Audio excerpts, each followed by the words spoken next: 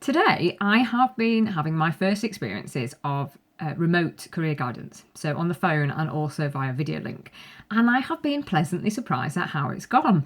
I was a little bit nervous, to be honest. I wasn't sure how that connection would feel, because I love to be in a room with a young person and build up that rapport and use different techniques. I've talked before about my love of interactive activities, and I thought, how's this going to work over the phone or via a screen?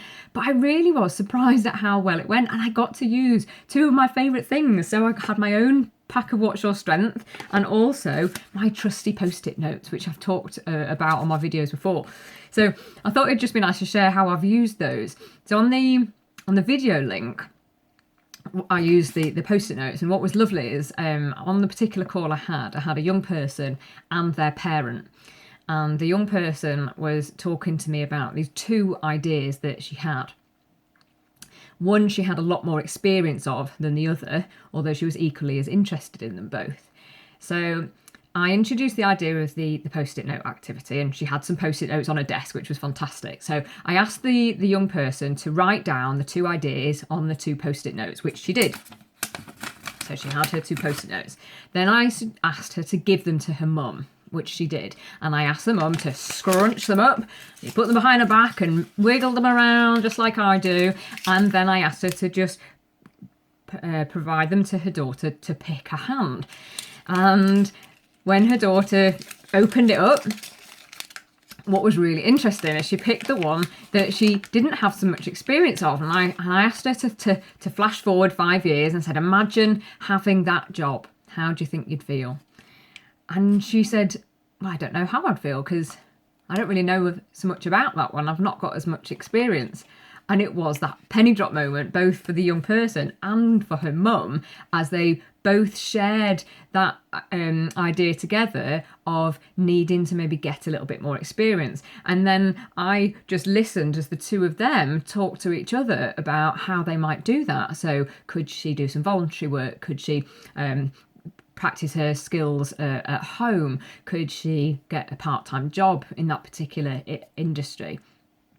So what was lovely is I saw the connection between the parent and the young and their child, as well as having that connection with them myself. So it was just a really nice way of introducing a very hands-on, kinesthetic, practical activity through a screen. And I was surprised how well it went. And we even then joked about the fact that they might use that method to decide what they were going to eat for their tea that night, which I thought was lovely. And then the phone call I got to use What's Your Strength. Now, what was nice with this is I obviously could only talk through the cards. The young person couldn't see them, but it still worked. So I explained that there was a pack of subject cards and a pack of experience cards, and he chose to talk about the subject ones. And he picked his two strongest subjects. So he picked maths and he picked PE.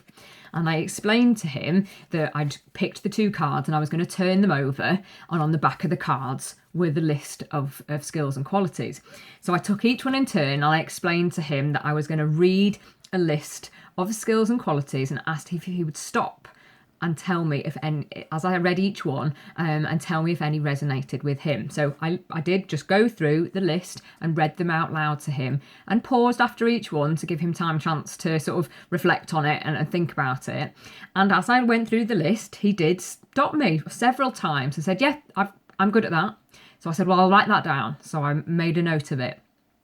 And then at the end, we went back to the list and went through each of his skills and qualities. And what was lovely is he was then able to give me some really nice examples of how he uses that skill or that quality in his everyday life. So to give you an example, on the maths card, he picked out accuracy as one of his skills. But when I then came to ask him afterwards and said, well, you mentioned accuracy, could you give me an example of when you've had to be accurate? He gave me a great story of when he's helped both his dad and his sister in some work experience with some pipe work, and how he had to be very, very accurate with the way he was cutting the piece of pipe to make sure it fitted. And that was such a fantastic example, because we could then talk about the fact that he'd built and developed the skills of inaccuracy in some of his maths lessons, but actually he'd applied those skills in very practical ways. And actually he was wanting to go into a construction related college course. That was a perfect example. And we talked about how he might use those stories in the future, whether it's for interviews at apprenticeships, application forms for jobs. So it really gave him a chance to have that evidence-based approach of being able to explain to people how he has developed the strengths that he's got. And like I say, I was really surprised at how well it worked over the phone. So what I'm now going to do is type that up for him, write down all those key strengths that he talked about with some of his little stories, and hopefully he'll be able to think about that even further and maybe think of some more stories to back up those skills as well. So yes, I just wanted to share that with you because I was really pleased with how today went. So I'm now looking forward to doing lots more remote guidance over the next few weeks. So if any of you listening are supporting people in different ways at the moment, I'd love to hear from you. What techniques are you using? How creative you having to be with your approach, I'll come back and share some more stories, I'm sure, over the next few weeks. But thanks for listening and take care of yourselves, and I'll speak to you soon. Bye.